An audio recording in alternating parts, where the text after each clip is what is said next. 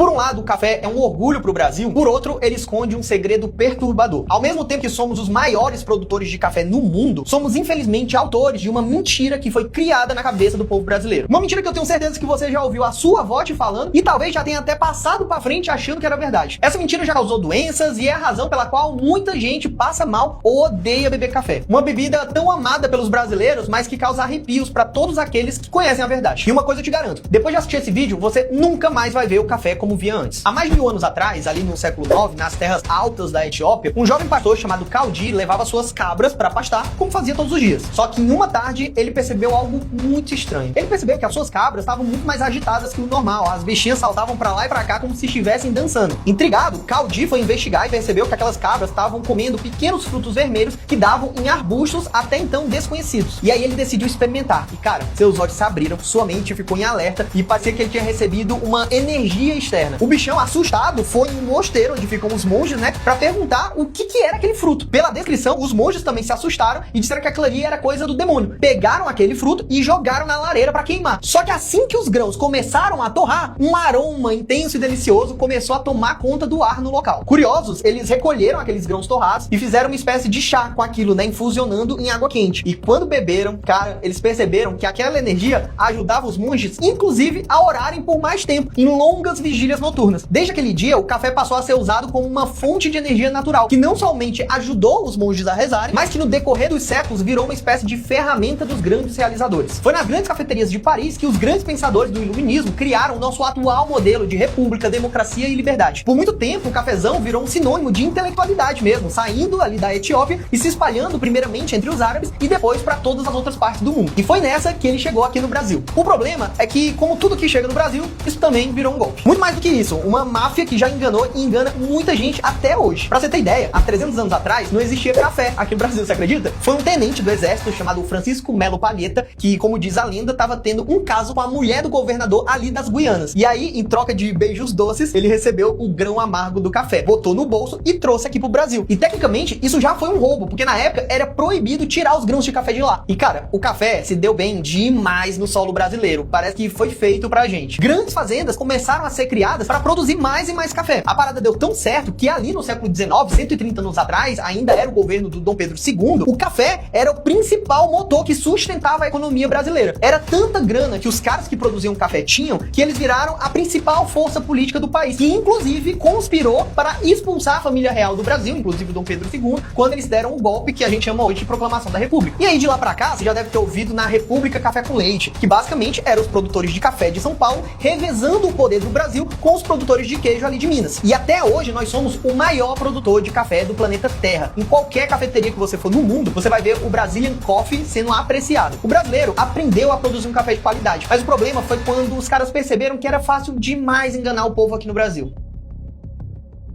Se por um lado a gente entende que o nosso café é um motivo de orgulho pro Brasil no resto do mundo, por outro, isso criou um grande problema pra gente. Produtores de café perceberam que era melhor vender pra fora do Brasil e receber em dólar ou em outras moedas fortes. E isso é mais um reflexo da fragilidade da economia brasileira, onde basicamente o nosso país vende commodities, que são esses itens da fazenda, pra comprar eletrônicos. Então a conta não fecha, imagina quanto saco de soja você tem que vender pra fora pra conseguir comprar um computador, entendeu? E isso cria algumas das bizarrices econômicas, como é o fato do Brasil ser o maior produtor de café do mundo, só que quem mais ganha dinheiro com café é a Suíça, que não tem um pé de café lá. O café brasileiro chega na Suíça, vira aquelas cápsulazinhas de máquina, que custa muito mais caro, e é exportada, inclusive aqui pra gente no Brasil. Então se pro produtor vale mais a pena vender pra fora, mas existe um mercado interno consumindo muito, o brasileiro é o segundo maior consumidor de café, como que a gente atende essa demanda? Fácil, você vende um produto falso e conta uma boa mentira, porque o brasileiro aceita tudo. A parada é tipo assim, dentro da fazenda, os grãos são selecionados e são enviados para exportação. Mas nesse processo de colheita, vários grãos quebrados e podres acabam caindo no solo, que não são selecionados para serem mandados para fora, e se misturam com tudo que você pode encontrar no chão de uma fazenda. Galho, pedacinhos de pedra, graxa de bota dos trabalhadores, perna de barata, cocô de passarinho, enfim, bagulho nojento. Uma mistura que os órgãos de vigilância sanitária do exterior jamais aceitariam. Então os caras juntam toda essa nojeira, passando uma pá mesmo, sem seleção nenhuma, e preparam para chegar diretamente aí na tua xícara. Mas Igor, ninguém é trouxa de tomar um café, comprar um café com tudo que é sujeira desse jeito. E é aqui que entra o marketing. À medida que você vai torrando torrando o café, que originalmente é um grãozinho branco, ele vai ficando moreninho, marrom e vai escurecendo. E dependendo do nível dessa torra, o café vai assumir diferentes aromas e sabores. Mas como o objetivo aqui é esconder a quantidade de sujeira que tá misturada ali, os caras torram até ficar preto e trituram até virar um pozinho. Dessa forma, ninguém vai conseguir saber o que tava de fato ali dentro. E como é esperado de qualquer coisa que você queime até virar uma espécie de carvão preto, aquilo ganha um sabor amargo. Só que aqui os caras botam um nome bonito de tradicional ou extra forte. Se você achou um negócio amargo, a culpa é tua que não aguentou, não é porque o negócio é queimado não. Uma mentira inventada pra te fazer aceitar um produto sujo, mas que durante décadas encontrou uma frase que garante que o brasileiro continue sendo enganado. Café de verdade é preto. Não, cara, carvão de verdade é preto. A semente do café é clara, e à medida que você vai torrando, ela vai entregando mais aromas dentro de um sabor natural quando ela fica marrom. Isso é um problema tão antigo, difícil de mexer aqui no Brasil, que a Anvisa, inclusive, tolera em algum nível que produtos alimentícios tenham coisas como parte de inseto e até pelo de rato, cara. Só que às vezes a coisa sai tanto de controle que ano passado, em 2024, o Ministério da Agricultura liberou uma lista com marcas de café impróprias para o consumo por terem passado dessa tolerância. Eu não sei você, mas eu, se pudesse escolher, diria que meu nível de tolerância para um café com pelo de rato é zero. Então quando você toma um café que chegou moído e preto na tua casa, você nunca sabe exatamente o que tá colocando pra dentro do teu corpo. Inclusive é essa a origem da sensação de azia e gastrite que muita gente sente ao tomar café aqui no Brasil. Mas aí a gente tem um problema. Se o café é uma fonte de energia natural tão maravilhosa, será que a gente precisa parar de tomar café pela nossa saúde? Eu sou doido por café, né? E quando eu descobri isso, fui pesquisar como ter acesso aos verdadeiros cafés que geralmente são feitos pra mandar pra fora, né? Basicamente café feito de grão de café e nada mais. E aí que eu descobri que o café é classificado em diferentes categorias que atestam esse nível de qualidade. E eu vou te mostrar aqui como que você pode fazer pra descobrir. Quando você estiver no mercado a partir de agora, você pode pegar a embalagem de café e olhar na lateral um selinho da ABIC, né? Que aí lá você vai ver uma categoria escrita no selo. Os piores são aqueles que toleram tudo quanto é impureza, que é tradicional e extra forte. Uma categoria acima, mas também problemática, se chama superior. E aqui toma muito cuidado, porque muito café no mercado mostra uma embalagem toda bonita, às vezes dourada, com palavras bonitas, que parece ser um café de altíssima qualidade pelo visual da embalagem. Mas quando você vai olhar no selo, ela tá lá, tradicional, extra forte, superior. Fica ligado a partir de agora, beleza? Subindo nas categorias, a gente tem a primeira que é de fato aceitável, que é a categoria chamada de gourmet. Essa aqui, pelo menos, você já vai estar bebendo um café de verdade. E se você quiser tomar um café com os melhores grãos selecionados para trazer um café realmente gostoso, aí você vai para uma categoria chamada especial. Muito difícil de achar nos mercados brasileiros pelos motivos que eu já te expliquei aqui. E aqui é aquela hora que a maioria das pessoas fala: ah, Igor, é pra mim, café é tudo igual. Eu tomo o que é mais barato mesmo porque não tenho frescura. E aí eu te proponho um experimento. Na mesma hora, tome um café especial e logo em seguida, tome um café tradicional ou extra forte como você tá acostumado. Um seguido do outro. Você só precisa fazer esse experimento uma única vez. E não importa o quanto você acha que seu paladar não é gourmet, não é apurado. Eu garanto que na hora que você provar o teu café tradicional de volta, você vai perceber que tem algo estranho ali que não é café. Isso porque pouco antes você sentiu o sabor do verdadeiro café e agora você passou a ter uma referência no teu paladar para conseguir comparar. Faz essa experiência e depois me fala o que você achou aqui no comentário. Mas aí beleza, como que a gente faz para encontrar cafés especiais? Te contar uma parada. O café é uma fonte de energia que sempre me acompanhou em vários projetos empreendedores na minha vida. Desde quando eu era programador, aí depois eu fundei uma empresa de poker, depois fui me arriscar na internet, entrei no e-commerce, já tive até curso de inglês. Então pra mim, o café é um símbolo de uma energia criadora, realizadora. E foi um banho de água fria quando eu descobri que tudo isso acontecia na indústria nacional. Foi então que eu passei 2 anos mostrando lá no meu Instagram, quase que diariamente, provando diferentes tipos de café. Inclusive eu cheguei a fazer experiência pra provar os melhores cafés do mundo, pra finalmente conseguir chegar em fazendas que produzem esses melhores cafés. Junto com isso, eu busquei alguns dos nomes dos melhores mestres de torra de café. Lembra que é a torra que dá o sabor, o aroma daquele café, né? Boa parte do que a gente sente quando toma tem a ver com o grão, mas também tem a ver com a qualidade dessa torra. E com essa combinação, a gente chegou num café de doçura natural, ou seja, que você não precisa colocar açúcar, com muita boa cafeína e um sabor de café fresquinho, cara, com notas sensoriais. Nota sensorial é um negócio que os cafés tradicional e extra forte não tem. Lá só existe o intenso, mais intenso, menos intenso, mas no café especial é uma sensação de sabor além do sabor do próprio café. E essa combinação eu classifico inclusive como café premium, que é o especial do especial, que não somente acerta no grão que foi produzido, como na torra exata para trazer o melhor sabor junto com a poderosa energia da verdadeira cafeína. E é com muito orgulho que eu convido você que assiste meus vídeos a experimentar o Bev Coffee, que é um café premium para ser um combustível das tuas grandes realizações. No botão aqui embaixo, ou então no link da descrição, você pode fazer o pedido do teu agora mesmo que eu mando aí na tua casa, combinado? Clica aqui, faz teu pedido e quando chegar, me marca no Instagram,